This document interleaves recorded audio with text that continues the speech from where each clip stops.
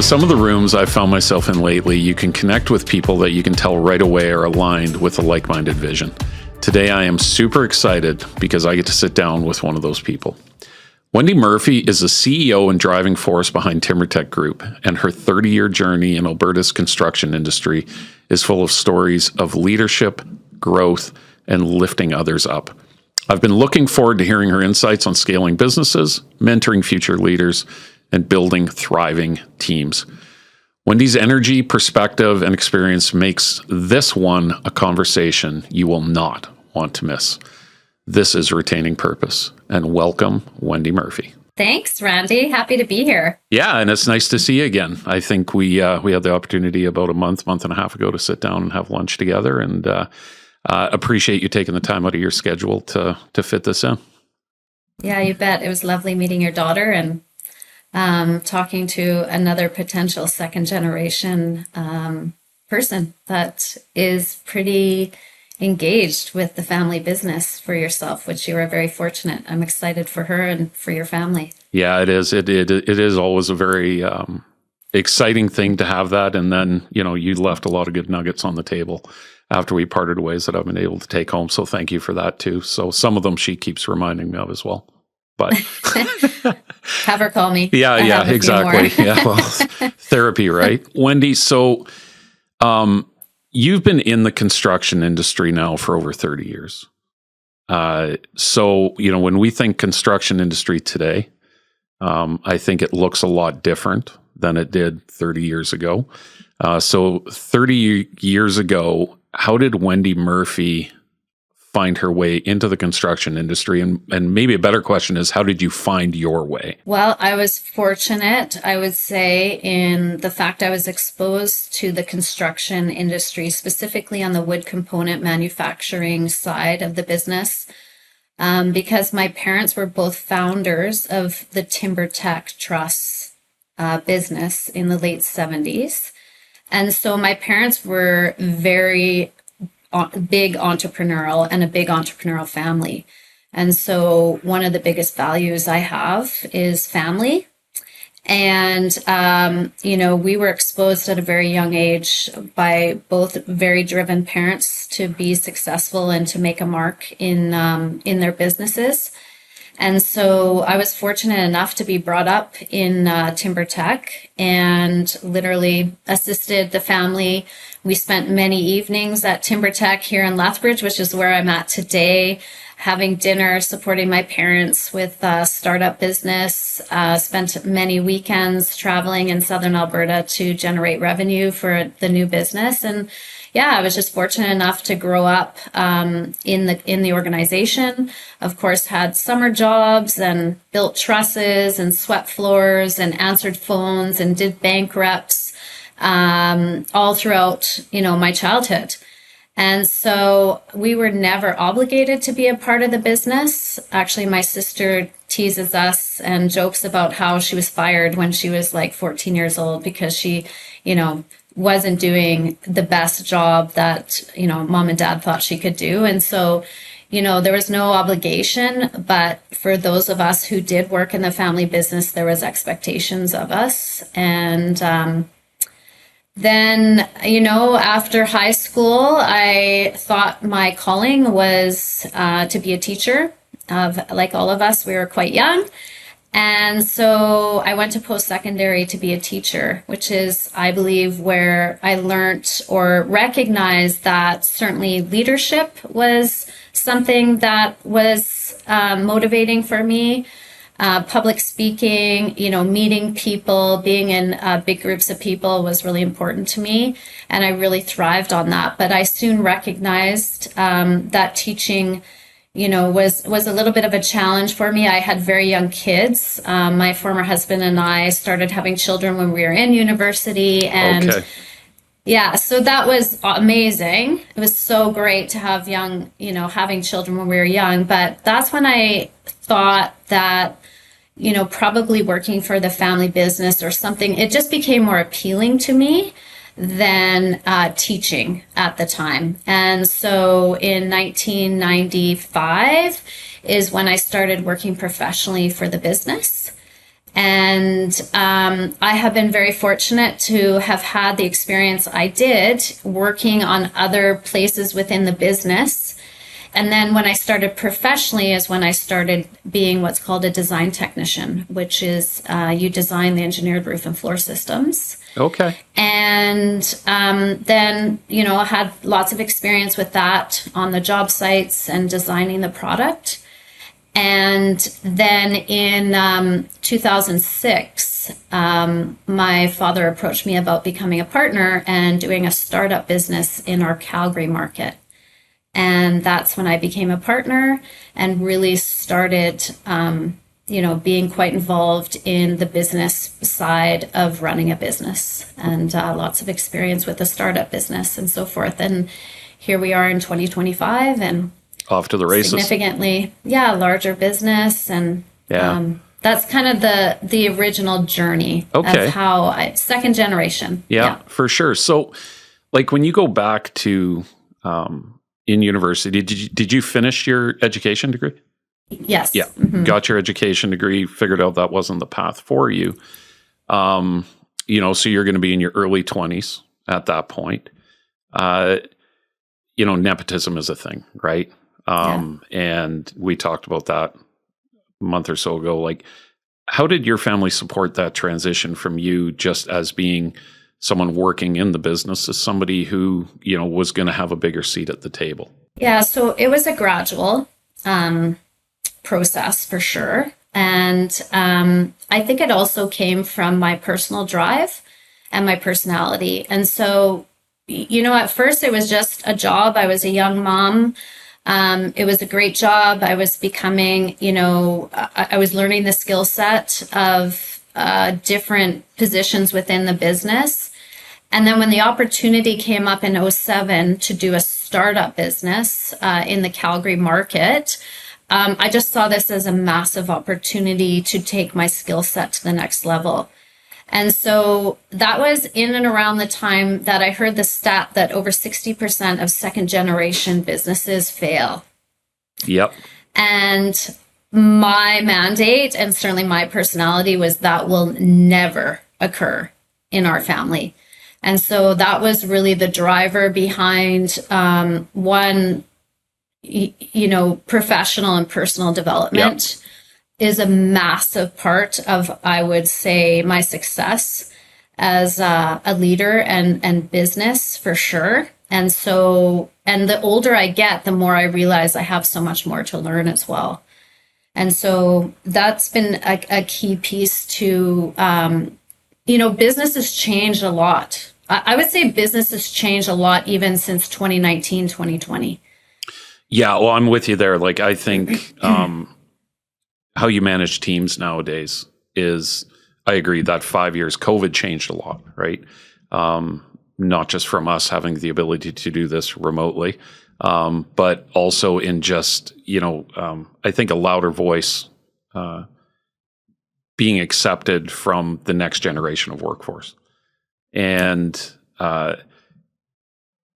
do you find, when you did your startup in Calgary, so that would have been 20-ish, 25 years ago? '07. '07, yeah. Okay. '07, when you first entered into that, so you're starting it up, you are the boots on the ground.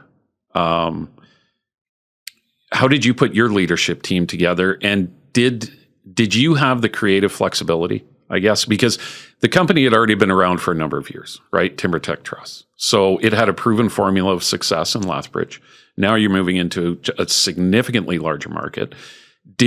Were you given that creative freedom to kind of shape it? You were, eh? Yeah. So at the time, my parents were actually retired. And so we had a leadership group that really was high functioning in the Lethbridge area and still is.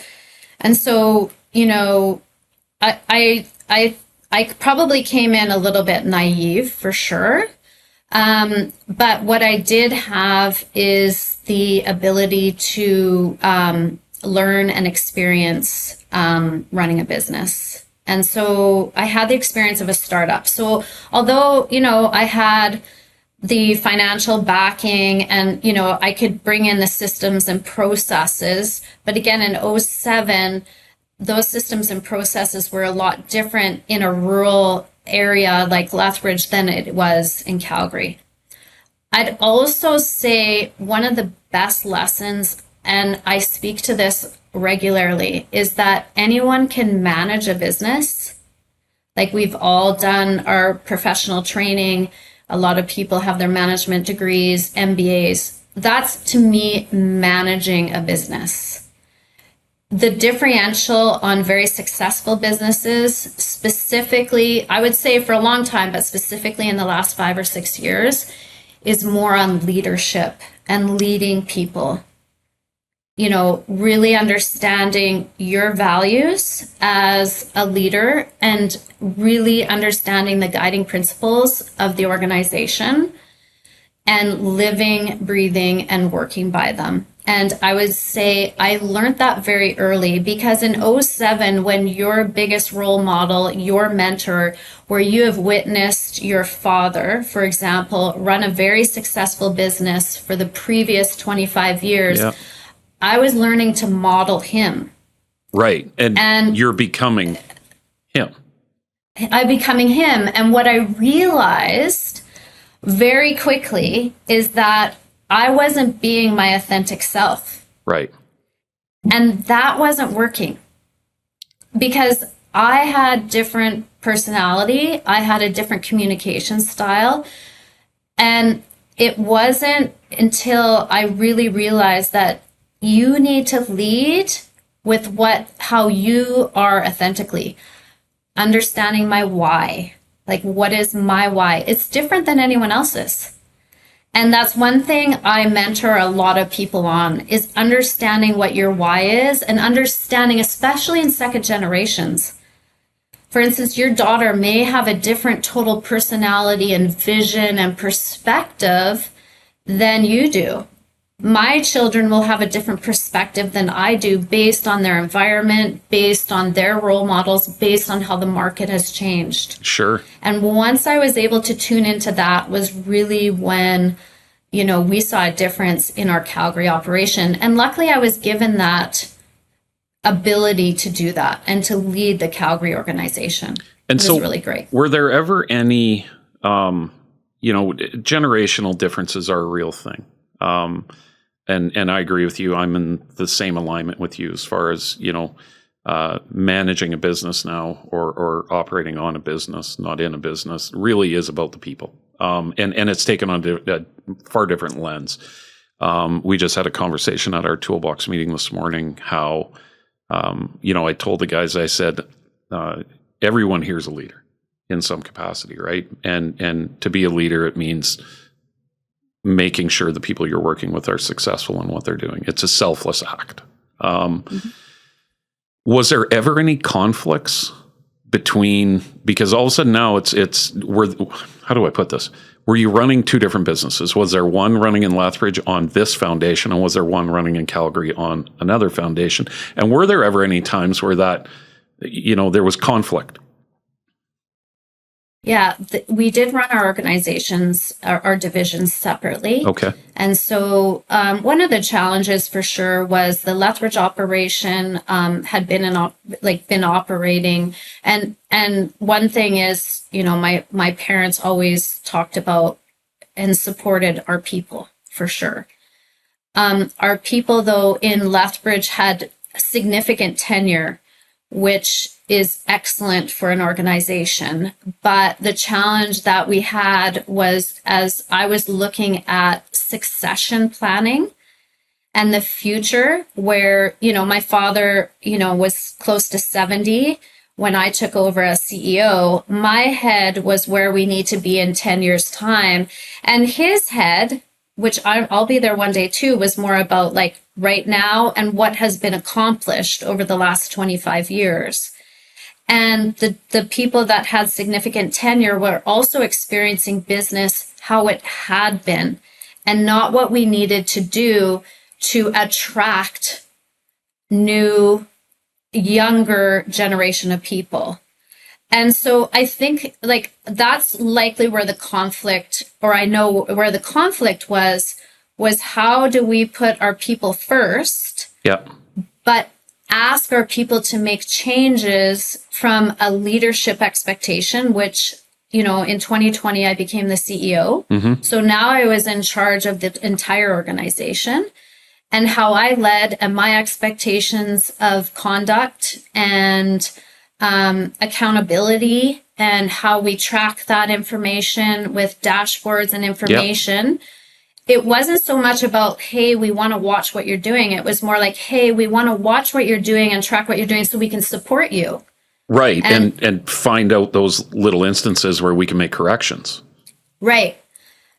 But it was looked upon as the new CEO is now, not trusting us. Right. Or not. And I was like, oh my gosh, no, micromanaging. I'm trying to gather. Trying to gather this information to make our teams better. There's nothing worse than people saying, I'm so busy, but what does that mean? Mm-hmm.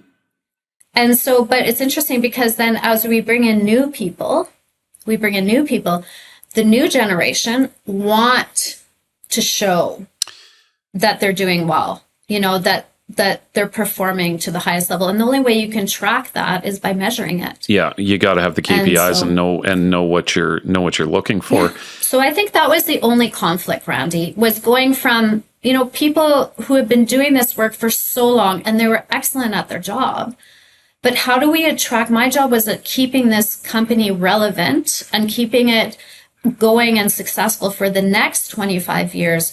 What did we need to do to attract the people? But yet it was difficult to keep our older workers understanding the engagement and what we were trying to accomplish with that. I'd say that was our only conflict. Yeah, and through that, it's challenging, right? Because you want them to feel heard, but you also know that to go from A to B, you now have a vision and a direction, and you see how you can get there. Were you able to bring everybody along on that journey? Were there some ones that just decided this isn't for me, or was it a pretty good come along with me? So the first time when I took over as CEO in 2020, I learned a lot. I learned a lot about change management, and so keep in mind too that was also through COVID. Right. So I think there's a number of factors in this, and I'm not making excuses, but we did lose a lot of people in our Lethbridge operation. And again, I've learned a lot from that. I think there was too much change too quickly. But I also really felt we worked really hard on communicating why we needed the change. And at the end of the day, we'll do everything we can to find a seat on the bus. We've given clear direction on the new direction of the bus. And at the end of the day, it serves both the employee and ourselves the best if we just can't be aligned with the direction of the bus. And so we lost a lot of people. And rebuilt the organization. And you know what? It served both those employees who left and those who have stayed. Yeah. It's admirable, right? Because I think one of the hardest decisions is to move on from long-term employees. And that goes both ways, not just from a CEO standpoint, but from their standpoint too. It's all they've known, right? Yeah. And since then, though, what's interesting is, there's a couple of things. I've done a number of acquisitions since then. And we sold our family business in 2023. And now I'm partners with a large private equity group out of Saskatoon. From that experience in 2020, I learned a lot. And since then, though, and there's been a number of transactions, a ton of change, both in the market and to keep the business relevant, and significant growth in the business. Mm-hmm. From that experience, we've been able to retain majority of our staff. Nice. Since 2020. Yeah, and we're going to touch on that going to market and also your most recent acquisitions, because that's a very important piece of the puzzle too, is not only retaining the staff you have, but now you're bringing in, are you retaining the ones that come along after the acquisition? One thing that I wanted to ask you, Wendy, was when you made the move into the CEO role, something that I've been told around here several times over the past year, kind of when I've made a move into a little bit more of a visionary role, if you want to call it, less hands-on, more working on, not in. They really like to see me. I don't know why, but how do you work your presence as far as not just from a leadership standpoint? I think that one we can find can often be quite easy. But from an operational standpoint, do you get the opportunity, 2020 and beyond in the role of a CEO, to actually go and engage with the operational teams, to walk the floor, to have these conversations? What does that look like? That's a great question. So from 2020 till 2023, yes, I was very much engaged. I spent a lot of time, part of my part-time in Lethbridge, part-time in Calgary. And so that was at the point where there was just the engineered roof and floor system division. And so we had about 80 to 100 staff, depending on the time of year. We had 3 locations. But since 2023, we've had 2 large acquisitions, and our company has grown like 70% in revenue. Wow. And we went from, a average kind of 90 employees to close to 250 employees plus subcontractors. Big changes. Big changes. And so, my efforts are definitely to be seen. And my main role when I am at each of the offices is to have employee engagement. During that time, though, as the business has grown, my role as CEO has changed significantly.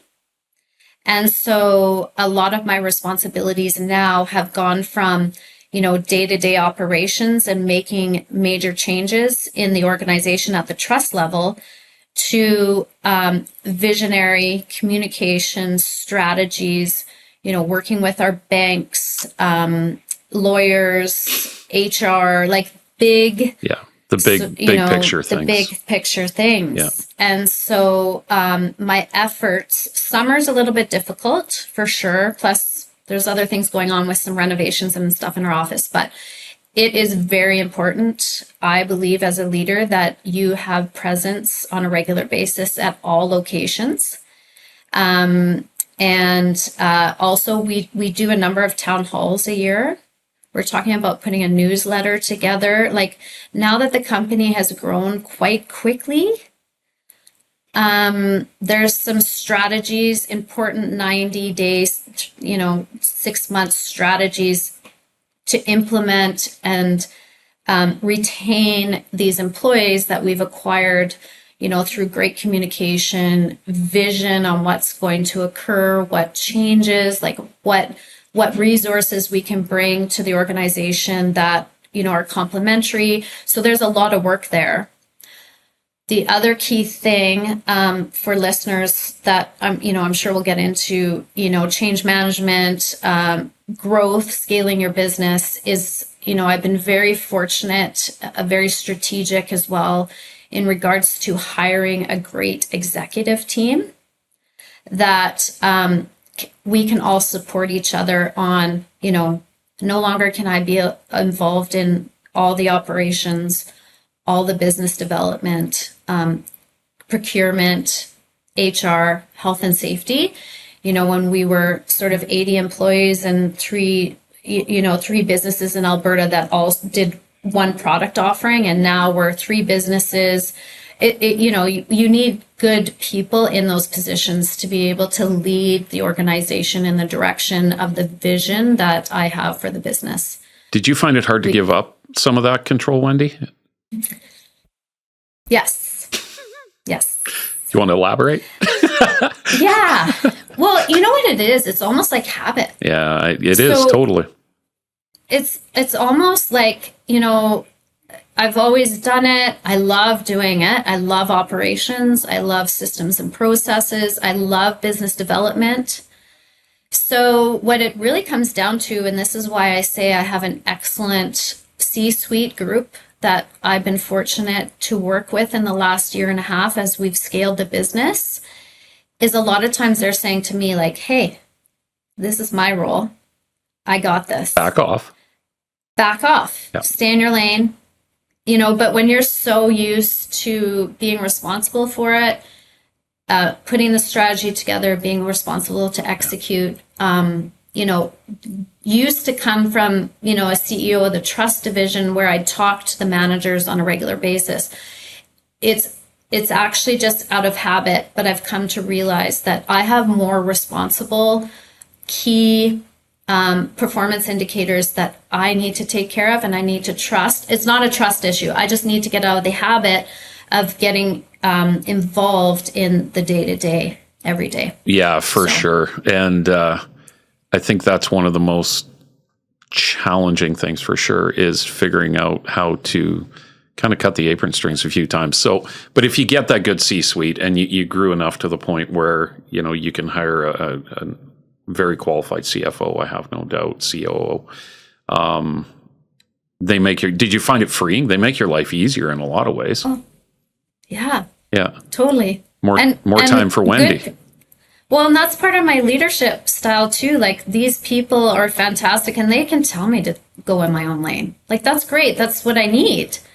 So part of my personality and part of my passion for the business and we have a very open, lots of conversation, debates on a regular basis. Healthy on conflict. What's best for healthy conflict. Yeah. What's good for the business. Yeah. So there's a lot of trust there and there's a lot of value. And I've hired really good, experienced people that provide significant value to the organization and to our people. It is a change though. It is a change for like we've purchased some, small businesses. And that's part of the change management and the communication is understanding that, we're now responsible for, over 200 people and their families and an organization, 3 organizations under one umbrella. And things just can't be run like they used to be. Yeah. To be run. You just said something there actually that just totally speaks to me to being a good leader, which is we are responsible for. And you said people and their families, right? And that's huge. When you realize you're running a business, obviously we want to put food on our own table, but we have, as business owners, we have a responsibility that we're putting food on other people's tables too. So I loved hearing you say that. That just says a lot about, who Wendy Murphy is. So thank you for that little nugget. It was great. We've talked now about how you transitioned in 2023 into this role.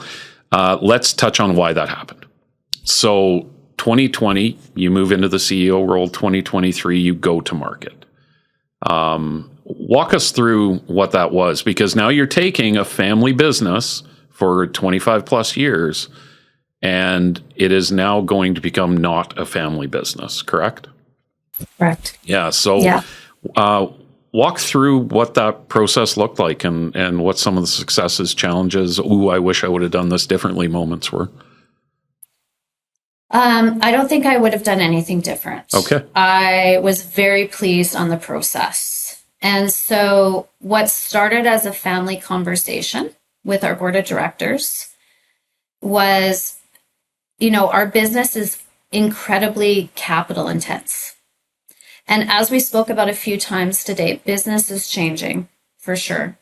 Our whole construction industry is changing. We're no longer supplying builders that do 50 to 100 homes a year. We're now dealing in Alberta with, builders that are doing 400 to 800 homes a year. And so what I was recognizing was to stay relevant in our space, our wood component space, there was a lot of innovation and change coming and being worked on. And as a family business, my parents were in their early 70s, and it takes a lot of capital. So a couple of things was, for us to stay relevant and to continue to grow in the direction our industry needed us to in the wood component industry, it was going to take a lot of capital. And I understood from my parents' perspective that they may not see a return on the capital that we were required. And the other piece of it was I had a very big vision of the direction I knew that our organization needed to go. And it was different than my parents' direction, and certainly my siblings, who are also on the board of directors, who weren't as involved in the business. And so what I recognized was, for us to stay successful and continue the Timber Tech legacy, I was going to need to look at it was either going to be a strategic purchase, or we decided to go the private equity. And so that's really the founding sort of decision making. And so, we met with a number of private equity groups. First off, we met with a number of corporate finance groups. By far, very happy with the choice we made. We went with the MMP Corporate Finance Group for various reasons. They were excellent to work with. It took about 6 months to put together the SIM, which was, sort of a marketing confidential information memorandum is what it stands for. And so they gather a significant amount of information on your business, and then they bring it to market. So really challenging, amazing experience through this. You really understand your business, your weak points, your strong points. Any blind spots that you might have had, or I'm sure fully exposed by this point? Fully exposed. Yeah. Fully exposed. Met with some excellent private equity groups from across North America. Had the luxury of, choosing or, deciding which, you talked about it. It's all about alignment. Make no mistake, there's a lot of great companies out there, but I chose for sure and still stand by my choice with partnering with Westcap Group, which is a private equity group out of Saskatoon. Amazing group of people. I mean, I know that there is, or I thought there was, and still some conversations I have in the industry about some biases or something against private equity, but I can assure you none of the people I met with sort of had massive plans of cutting costs and driving revenue and selling the business really quick. And so was there a good alignment when Westcap was decided? So culturally, there needs to be an alignment, but also a visionary alignment. I was having a conversation with somebody, I don't know, about a month or so ago, and they had just had a big investment from private equity as well. And it was something that they said that I just went, holy smokes. And it hit, and it's kind of stuck with me since, but we were talking about doing a kind of a joint project together. And the paraphrase of it is, they said, we're not allowed. Our investors have said this is the direction we need to go, and so this is the direction we're going. And it was a moment for me where I went, holy smokes, like now you take what is your baby, and and you hear stories about this from the VC side of things, right? Where I even had somebody that I work with at BDC say it's literally the first step in giving up your business is the minute you introduce VC. But that experience has been different for you, it sounds like. Yeah, that's that stigma or bias that I was talking about. And I've had the exact opposite experience. Wow. And so, my experience has been they buy really good companies with great leadership that they have the resources to support where our blind spots are. And so they, are excellent to work with. The CEO and founder, just really down to earth. They take care of their portfolio companies in regards to just being, a sounding board.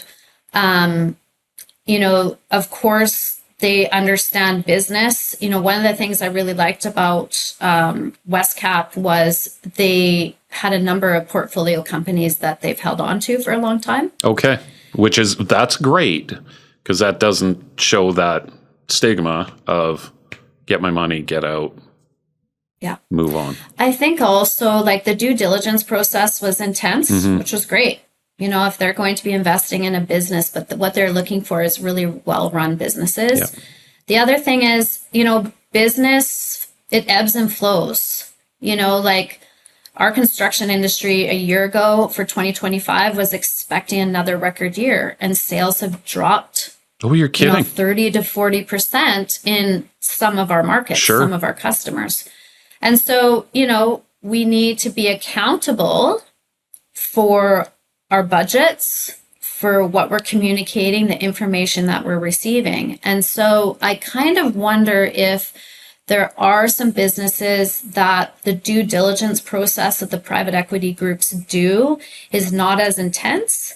And so, you know, they buy a business, they have full exposure to the balance sheets, the finance and the operations, and they do need to step in.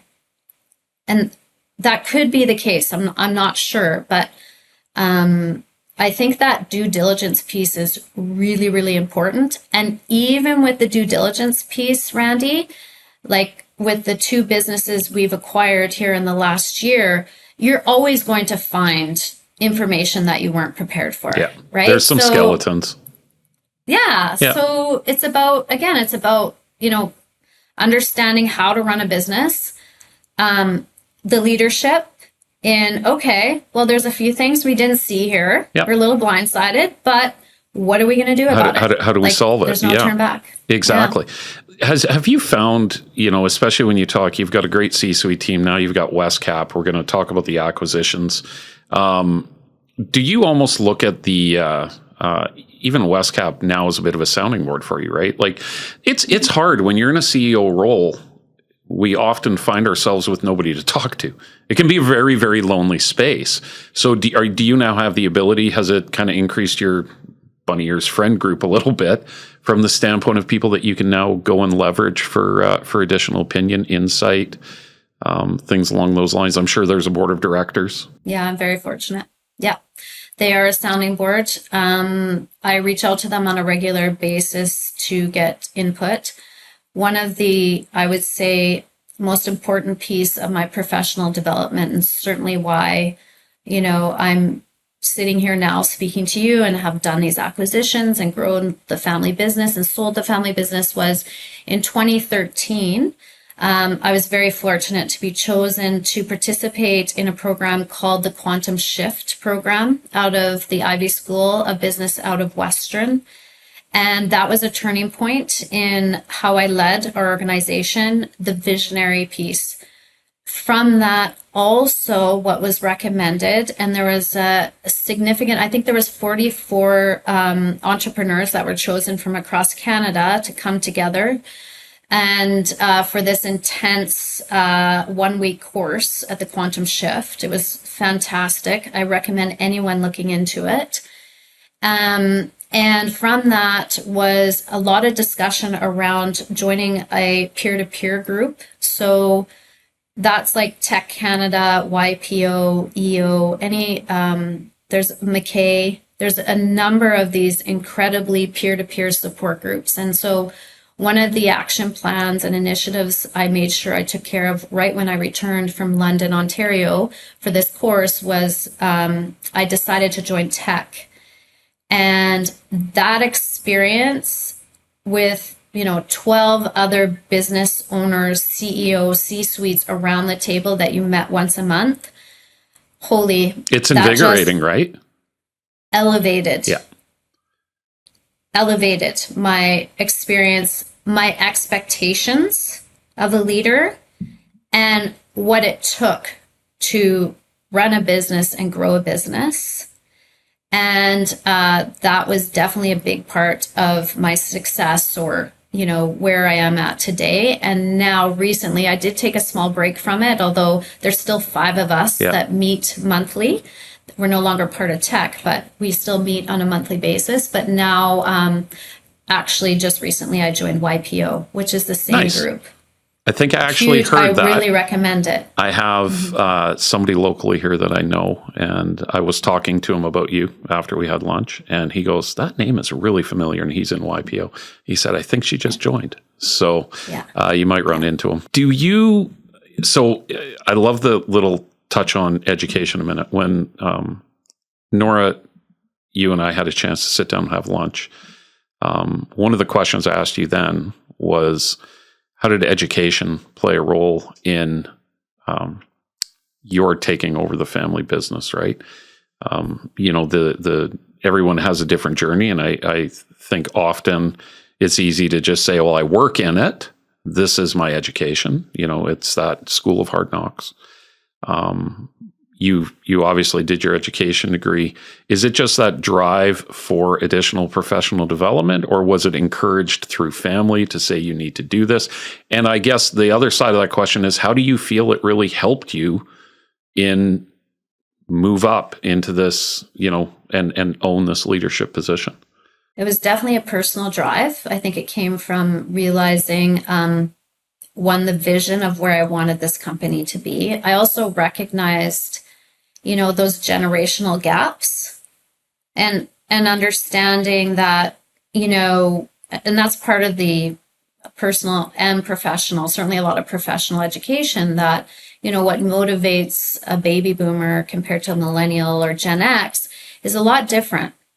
And so again, when I was looking at, wanting to lead this company into the next generation, I realized I need to understand how to lead and motivate. And so it was very self-driven. And then once I actually went to the quantum shift, actually another great course is Dale Carnegie. Yeah, we talked about that, right? I love Dale Carnegie. Yeah, Nora just did that one, and Elliot, actually. Amazing. Yeah. The psychology and sociology of people. Yeah. So important. But what I found was, the more I participated, the first was Dale Carnegie and then the quantum shift. And then I joined tech. I'd be in the room and I'm like, these people are so smart, or I've never thought of this perspective, or this person's intimidating me, but you know what? I'm my personality and my drive was I have to get to a place, I'm uncomfortable here right now, but I need to get to a place where I'm comfortable, because until you're faced with these massive business challenges, you need to have the confidence on either knowing how to solve the problem or having the tools to be able to do it, or the resources and the vulnerability to get the information. And all that comes from professional development, all of it. Because none of us will know anything if we all just sit in our offices and we don't develop the skill sets and have the tools to be able to take on what we have taken on as business owners and CEOs. Yeah, I think the safest space we can hang out is in our office, thinking everything we're doing is the right way of doing it. And there's a saying, you never want to be the smartest person in the room. And I'm with you. I've sat in a lot of rooms where it's I've officially become the dumbest person in the room. And it can be hugely uncomfortable, but hugely valuable as long as you allow yourself the space to grow within that room, right? Yes. And I think that's a hard, I do a lot of work. I really enjoy work with mentoring youth and everything. And I know you're heavily involved in that as well. That's a hard message to get across, which is get uncomfortable, because a lot of people don't enjoy that. How do you give that message out, both within your teams and in your work mentoring the next generation? Well, a couple of things. I think that's about alignment. So, for example, I've spoken a few times about my excellent C-suite group and have had the great opportunity of bringing these people on as our team is growing and our company is growing. All of them valued professional development. So that's amazing. So that was one of the key guiding principles of leadership, that I would want to make sure that they believe in that, and I support it, both in budgets and time and all of that. The other thing is, I've probably learned more from my millennial children, who are now between 25 to 32, than some of my tech groups. Like, what I've learned in tech is, about having a healthy mind, body, soul, and business acumen through experience.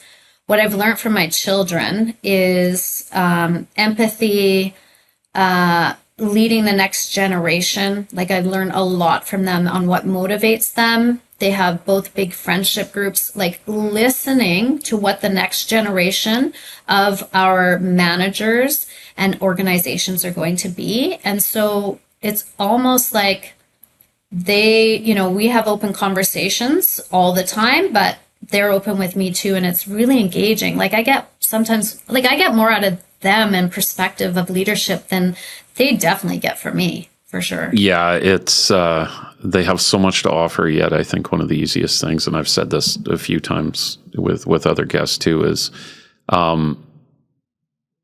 we've always done it this way, so this is the way we're going to do it. I think I might have already told you I've got quite an age range here, and a lot of them young. We're seasonal. It's that mentorship up and down, right? We want to make sure that we're leading them well, but we also got to have our ears open. We've been given two of those. We've been given one mouth. I struggle with it a lot. I'm a talker, really bad listener, and that's a skill to definitely improve on. But yeah, they have so much to offer, and they have the world at their fingertips, and they're going to do way better things than we ever have. I think the other piece is modeling. I think, there's, especially at my age, I've been doing this a long time, modeling what a good leader and person and mother, and, there's nothing, I shouldn't say that. Like, in the day, I probably had a lot of insecurities, but you build your confidence by doing uncomfortable things until you're comfortable with it. And so it's very rewarding when you get to a place where you are comfortable being uncomfortable. That is unbelievable. I was just actually, so I'm going to Simon Sinek on two things here, because I know you listen or you read them, because start with why, right? So the getting to the point where comfortable feels or uncomfortable feels comfortable. I was just actually watching some of his work on public speaking, and he was talking about how that anxiety of public speaking, it's one of the most feared things, right? But he likened it to Olympic athletes, where an Olympic athlete, they have those same nerves when they're standing about to go down a Super G slalom course, right? But they find a way to be able to turn that anxiety and fear and stress into excitement. Whereas a lot of us will take that anxiety and fear or anxiety and stress, turn it into fear. And it's coaching people through that, right? It's coaching them through stress and anxiety are good. It's healthy, actually. That's the moments where we figure out how to grow through it. And, I'm sure you probably experienced plenty of that and still continue to find moments where those kind of hit you hard. Yeah, I think with age comes wisdom. So they say. And yeah, and you know what? Although, gosh, 52 has come up really quickly, and it's like, what? Like, I'm the old person in the room now, but there's so many gifts with that. And oh my gosh, like, honestly, like, there's always stresses in business. Yeah. Right? But this too shall pass. They're going to be there waiting for us. Yeah. Yeah.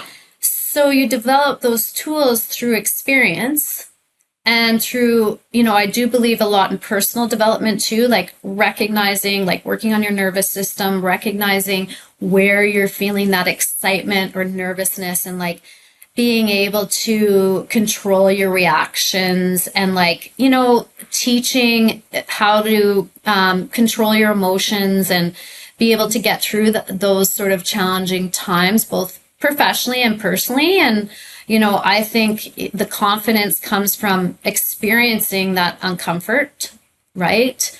Having the tools and resources to be able to understand, how you can get yourself through these personal and professional challenges and know everything's going to be okay. But you do need to execute. You can't put yourself, under a blanket and not deal with personal and professional things. And in the end, it's going to be a beautiful experience. There's always something to learn from a bad business decision or, something personal that you've experienced. It just builds confidence and it builds spirit and character and empathy. That's another piece of great leadership that doesn't come when you're a 22-year-old CEO of a startup company. It comes after 30 years of, experience, personal and experience in assisting other people with life challenges. Yeah, and I think empathy is also it very much is learned, I think, from a young age. Which, in those moments where we make mistakes, how are we mentored through those mistakes, right? Are we slammed for making the mistake, or are we guided through making that mistake? And when we're shown empathy, it's a very easy trait to pass along to others.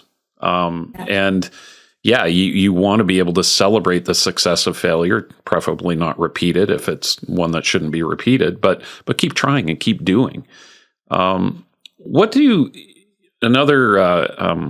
thing from Mr. Cynic is, and you've probably heard this before, is the infinite mindset. That constant, there is no destination disease. It's always looking forward, looking to the future. How do you operate with that infinite mindset, and how do you communicate that infinite mindset to your teams? Yeah, so always looking ahead. I think I've always been, a goal-oriented person. And, I journal a lot. It's interesting. I came across a few journals this past weekend, just doing some organizing. I was so fascinating, like going through, the specifically the business goals, and they've all been accomplished and then some. And so really basic, always looking ahead. It's kind of like mountain biking. Yep. You're not looking straight down. You have to be looking ahead to be able to be successful and not go navigate the next bump that's in front of you. You got to navigate what's coming up and be prepared, right? Wear the helmet. You never know what's going to happen. And it has to be a good vision. You're going to have negative things that come up or you didn't prepare for, but the vision has to be a positive one. And we've all gone through really challenging times in our lives where it's my gosh, why is the universe punishing me right now? How much more can I take?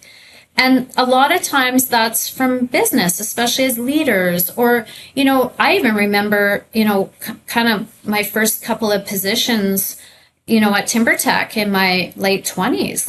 I just thought the world was coming down on me, and, it's all relative, it's epic, right? We all have it. It's epic.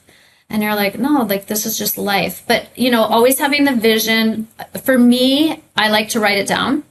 I journal. I like to write it down. And never, the vision and the goal is there. Every day you just have to make progress. I think some people, and I probably did this in the past too, where I made unrealistic goals. I want to run a marathon. Did you run the marathon? Every day. Yes, I did run the marathon. See, there you go. Goal accomplished. But some people are I'm going to run the marathon. I'm just going to do it to get it done. I'm just going to wake up tomorrow. I'm going to run 42K. And it's you can do that, but that's really going to hurt and you're probably going to damage yourself. My goals and what I recommend is do the marathon, but enjoy the journey to get there. And this is something I actually talk to the kids a lot about.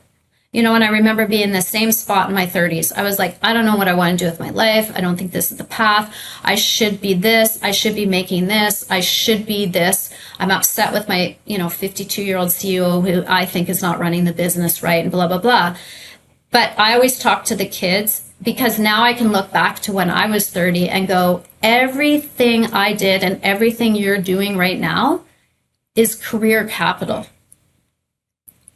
You do not want to be a 32-year-old CEO because you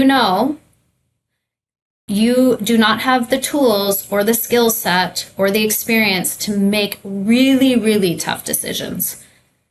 And I'm not saying you can't be a great CEO at 32, but you certainly can't be making, tons of money and being hired just because you have an MBA to run the Timber Tech group of companies. That comes with experience professionally, personally. Everything you're doing right now may not be you have to have the goal, but you have to enjoy the process to get there. And it is a process, right? Like, I think often, when people hear C-suite, CEO, CFO, it's comes with rewards attached to it. And it's one of the things I worry about, I guess, with a generational business, hopefully, God willing, is not rushing that process, because there's so much to be learned. So you became, if 52, I can do the math, you became a CEO at 46, 47 years old. And there was a lot of that journey that went along there. I was listening to a podcast actually the other day with the founder of Gymshark, global brand, now huge. And he said when they finally got to the point where they had to hire a CEO, he hired someone else, because he had enough maturity to know at his stage of life, he was not, no matter what, he was the founder, he started it, he was building the clothes in his own garage, but he knew in that moment to scale this business, he was not the right person for that. And then I think it was 5, 6, 7 years later, after more experience, he was able to transition into that. But that takes a lot of maturity to know, not now, not yet, maybe, or not ever. It's interesting you bring that up, Randy, because as the business here has scaled in the last year and a half, we've had to make those changes within the organization and different roles. And I've discussed it too, where if we continue to grow and, there's tons of opportunity right now in our construction space for acquisitions. There's, just to kind of provide some clarity on that, is there's a lot of businesses where, the founders are, between 70 and 80 and, haven't really thought about succession. Great businesses, but haven't thought about succession. They're going to flip the sign to closed one day. Yeah. And our industry doesn't want that. No. It has been a thought process that I've had. Like, we may get to a place, and this is where I would expect that our board of directors would come in and say, you've met your capacity. You've met your capacity. Pump your brakes. And, we would like you to consider stepping down, or it's time for a CEO to come in with a bigger experience. And you know what? Great. Like, everyone has their capacity. And at the end of the day, I want the business to be successful. My why is to elevate success for the company, for the shareholders, for our employees, for the CEO who comes in and takes over the business. Like, awesome. You have to be ready for that. Whether you retire or you step down, you have to be ready for it. Good leadership does not have an ego. Does not. No. It can drive you. Egos can drive you. I'm not saying that's a bad thing, but if you can let your ego down and step aside, that day will come. The day will come. Well, and I think then it touches on something we chatted about earlier as well, which is if in family in particular, if everything has been focused around the business, when that day does come, what does that dynamic transition into? When the roles have all changed and everything else, and are you able to transition that? And it can be hugely challenging. That was one of my biggest takeaways, just for the record, after we met for lunch, was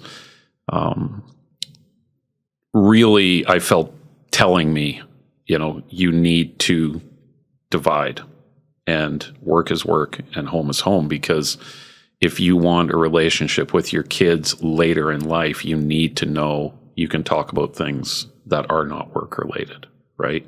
Mm-hmm. And that was just a massive thing, because it's so easy to get just sucked into the vortex of work talk all the time, all day. Yeah. So it's probably one of the hardest things I've been doing lately, is just like, okay, don't talk about it. Don't talk about it. It takes like a conscious effort to just shut my mouth off.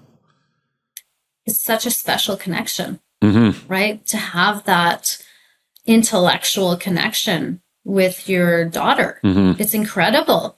But one day that'll end. And so it's great to have something else that connects you. And the other thing, and I'm really consciously working on this, especially when, you know, the change, like the growth and the scale of the business. And this is something I've learned from my tech group.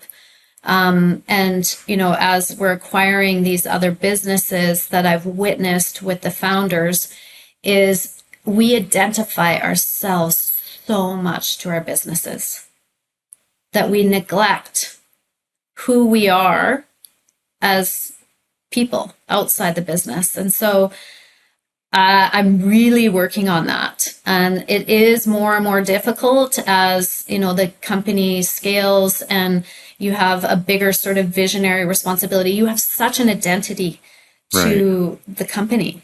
And a feeling of responsibility. Like totally. Yeah. And it's easy to blur those lines. Do you find the demands on your time are more or less than what they were 3 to 5 years ago?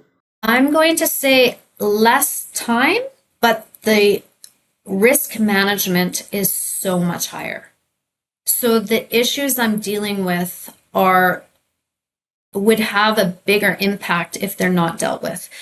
And that goes back to hiring a really great and working with a really great C-suite group. So they've taken a lot of the operations and the responsibility and the reporting off. They report with great information, keep me updated. And, you know, we have our executive meetings and I talk every day with them. And so I'm in the loop of what's happening, but I'm not in the weeds. So my day-to-day is more crucial to the success of the business. And so things can come up on a regular basis. I think I've done a pretty good job, though, of managing my time and my priorities. So that's one thing I have to say. You know, my career has always been really important. I knew from day one that eventually my children would grow up and not need me day to day. So I've always kept my foot in the door for my career. And, but I've always had a really strong relationship. Like being a mom and now a grandma, you know, is a number one priority next to, you know, it's above being the CEO of Timber Tech. You know, Timber Tech one day I won't be responsible for, and I'll be retired, but I will always be my children's mother and my grandma. I love it. Sometimes it's hard. Balance isn't day to day. Balance is over your entire lifespan. It's not day to day. For sure, in any position. I tell everybody this, Wendy, which is, I think this is probably the third one now I brought this up on. I had the opportunity to see somebody speak on this, but there's no such thing as work-life balance. It's work-life harmony. You know, and we may even have talked about that at lunch. I feel like we did, but there's nothing wrong with work, right? It's not a dirty word. And it's a matter of just harmonizing how that fits into everyday life as well. And I think we both grew up with parents that work their asses off. There's no other way to say it, right? And that's who we learned from. And I don't think any of us should feel guilty for doing the same thing. So, no, for sure. I see our children. They travel. Yeah. They want to work remotely. And I'm like, I think the millennial or the Gen X, we're all jealous. Yeah. You know, again, we track performance, not to babysit, but I'm like, well, this person's traveling the world. You think they're only working 4 hours a day, but they're actually doing more work. Absolutely.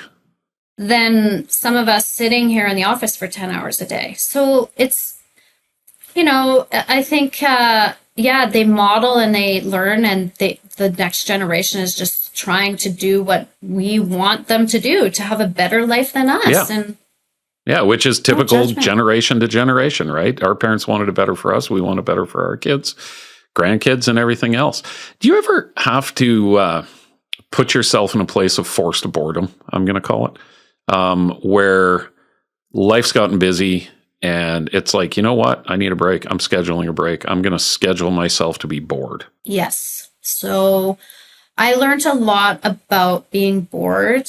And again, I kind of talked earlier about my nervous system and, I was a very type A personality, and I thought that being bored was a weakness. Dirty word and again, was considered right? lazy. Yeah, certainly through COVID, I had lots of personal challenges through COVID and a car accident. And, there was a lot of things happening that I really needed to learn. I was forced. Actually, one of my close girlfriends once said, well, if you weren't going to slow down, the good Lord was going to make sure you slowed down. He tried. So, yeah, and I learned so much about, meditation, breath work, your nervous system. And I've learned now boredom is my reset. And it's almost like boundaries a bit for myself, where I can be bored or set boundaries. I don't need to say yes to everything anymore, specifically socially with friends, but also family. I've come from a very big family, work responsibilities and events, so that when I do show up, I show up with the energies I need that are positive for me, for my nervous system, for my brand, for our company, for my family. And so that's the boredom. It's those boundaries and understanding when my nervous system and my body just needs a break, so that when I am around doing it, I have the energies that I want to portray about myself. Yeah. And I think within that, setting boundaries, family, friends, have you, in your climb up the corporate ladder into positions of greater authority and responsibility, have there been friendships that have been lost along the way? Because I think that's another reason why, you said I've learned to say no to. That can often come across as offensive. Someone's like, you don't want to spend time with me anymore.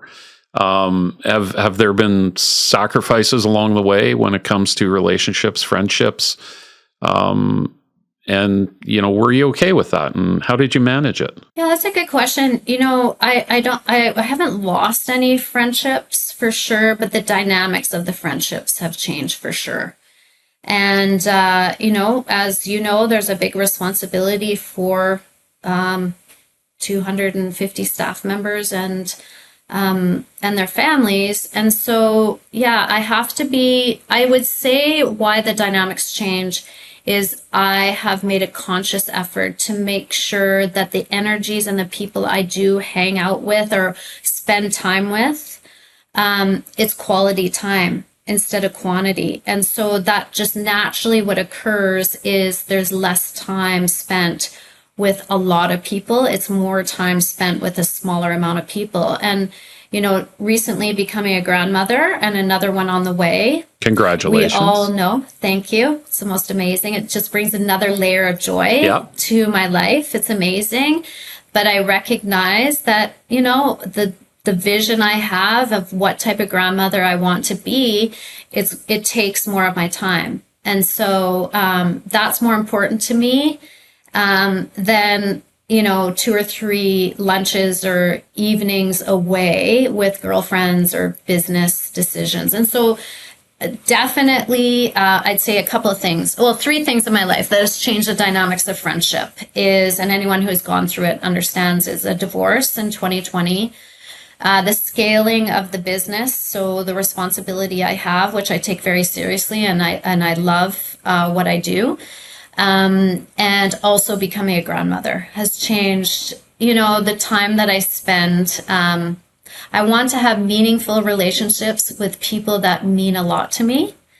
And there's a lot of people that mean a lot to me, but my children, my grandchildren, and my business is so important. Yeah, that's just such a good way to talk about relationships. It's just, it is the people we surround ourselves with, and it's the people we allow to have our energy, and try to limit the ones that take our energy. That's for sure. Yeah, I don't think I have anyone in my life that takes my energy. Good for you.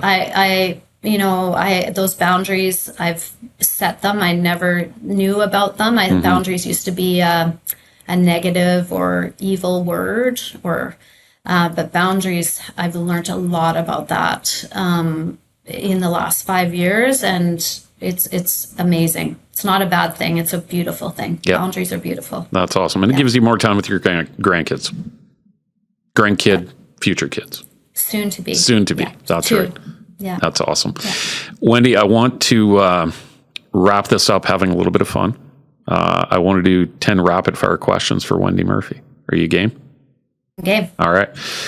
If Timber Tech were a superhero, what superhero would it be and why? It's always Batman. Always Batman. If you can be anyone, be Batman. Because Batman's like a real person. He takes care of people. He doesn't have any, like, you know, he's a real dude with like cool things. So he's innovative. He takes care of people. Batman. I am absolutely shocked how quickly you responded to that, for the record. I thought if anyone was going to stump you on this, that was going to be the one. Well played. And you are right. He is a human, right? He does good things. He's a good person, but he does have a lot of cool toys too. So, okay. So we talked about forced boredom. Blessing or a curse? Blessing. 100%. Perfect. Yeah. Morning person or night owl? Oh, morning person. Okay. Yep. And is that when the big ideas hit? You know where the big ideas hit for me is when I'm on vacation. Ah, okay. Interesting. And that's through that boredom. I was just going to say, boredom. It's that forced boredom almost, right? I look at vacation as almost forced boredom, and my family would attest I'm really, really bad at that. But I agree. I'm the same way. Ideas come often in those spaces. Yep. Cool. 100%. Awesome. Yep. One habit that fuels your infinite mindset. Okay. So professionally, I love being in a group that challenges me. So soon to be YPO, in the past it was tech. Love being in that, where people are challenging my perspective. Personally, any type of exercise, like every day I'm moving. So whether it's yoga or Pilates or a bike ride or mountain biking, skiing, anything, so important. So important. I think if any successful human being, movement is key. And what you put in your body, that gives me the mindset and the body and the soul to be able to have the energy in the space to come up with great ideas. You have now officially ruined this for my family to watch this later. So thank you for that. Yeah, I might be told that 1 or 2 times a week. Sorry. That's all You're right. welcome, family. Yeah, I know. It's needed to hear, trust me. So favorite way to celebrate a team win? Not sports team. Oh, our team win. Oh my gosh, it's always over food, for sure. Perfect. Big celebratory meal. Love it. Oh, yeah. Coffee, tea, or something stronger to survive a Monday, or as we are talking, a Tuesday after a long weekend, which is a Monday on steroids? Honestly, the first thing I do in the morning, literally, is get out of bed, go downstairs, and make an Americano. There you go. With a splash of cream. Perfect. Yeah. I think that's great. I'm the same way. Coffee, it's got to be the first thing before anything else happens. Most unusual place or moment that you've had a leadership breakthrough? Okay, I've had a few, but I would say my experience at the Quantum Shift in that May of 2013. Like, it was very impactful. I had so many aha moments, and 100% was the catalyst for driving change and the direction that my vision was for the company. And there were just so many tidbits of guiding principles, HR, vision. It was such an impactful course. Yeah. I love it. I'm going to be looking that up later. Yeah. If you could clone one team member for every division, who would it be? This is a big shout out to this person too. Yes. Okay. This is going to be tough because I have a lot. So I'm just going to take the first person that pops in my head. So the Building Solutions division, which is our prefab walls and framing organization that we just acquired here July 1st, I'd say Ryan Duke. He is our GM there. Amazing. And I would say for our stair company, which is Brydon Stairs out of Calgary, I'm going to say Craig, our production manager. Awesome guy. Just a go-getter. He's from Newfoundland. So we like Newfies. Half the time. Yeah, I would love Newfies. Yeah. His energy, his spunk. he's just like The accent, let's be honest. Yeah, the accent. He's just a great person. Okay, so our Calgary division, the Truss division, Peter, awesome guy. Like, he's a worker, gets things done, amazing. Like, he's been with the company close to 15 years. Oh my gosh, amazing dad, amazing. Just gets stuff done. So good. And in Lethbridge, oh man, there's so many good people in Lethbridge, but I'm going to save Dave. He's our GM of our Truss division. Him and I have worked together since we were teenagers. Oh, wow. He's the spirit, the energy, like such a great human being. Back and where it just all leads started, the right? organization. Yeah. Yeah. Oh, we have that's some good stories. That's awesome. Would you ever clone yourself? Oh, that would be scary, I think, for some people. Yeah. I could use that sometimes, like when I'm babysitting or grandparenting. Oh, I forgot how much work it was. Yeah, and that's only with one. It's going to get a little bit harder coming up here. Yeah, but it's so fun. I So love great. it. Funniest or weirdest moment in your career that still makes you laugh? Oh my gosh, there's so many. Okay, so this is kind of a funny story. So I remember approaching my father in, what would that have been, like 1994, 95, and said, you know what, I think I'd like to start working professionally for the family business. And he was like, yeah, sure. Like, he kind of had in his mind, again, this was a long time ago, that I'd be interested in the admin side of the business. Sure, absolutely. And I said, well, yeah, right? Like, that was fairly typical. You're a girl. For women in the day. Yep. I was a girl. I said, well, no, I'm really interested in becoming a design technician. And so what a design technician does is they use engineering software and they design the engineered roof trusses and floor systems. And I remember my dad kind of be like, huh. He said, you could see the hamster going in his head. And he's like, well, I don't think we've ever had a woman design technician. But he was thinking, like, I don't see why you couldn't. And so it's just kind of a funny little inside joke story from, 1995 to go from, I don't think there was a woman designing. And again, it's never been an issue, me being a woman, for my dad, ever. I have to say that, again, I was so naive. Not that I've ever had any issues, really. I don't know if I've had issues. I'm a girl. I've never been a guy. But to go from saying, no, I'd really like to be a design technician as a woman, and now being the CEO of the organization. And, it's just kind of ironic and fun. But so many great moments. Honestly, I work in the best industry. I would say Calgary and Southern Alberta. Such a respected, hardworking, amazing people I've grown up with in my career. And I love the fact that there's so many people now really, really interested in getting into the trades in Alberta. We could do a whole podcast trade on that alone, which is really, really exciting. I'm with you. I think that's it's going to be a really positive shift in the province. That's for sure. Yeah. Great careers, great people. Yeah. Great jobs. Yeah. Yeah. Exactly. Last question, Wendy. One mentor that you think everybody here should know about and how they shaped you. I have so many, but I'm going to say, besides my parents, I'm going to say a really close friend of mine, Darren Sweeney. So he was part of my tech group. He's a business owner in Calgary. And, I've just learned a lot about like higher level thinking, different perspectives on things. It's someone I really look up to, really intelligent, emotionally and intellectually. And he always has a great perspective. And I know that's just not for me. It's for a lot of our colleagues.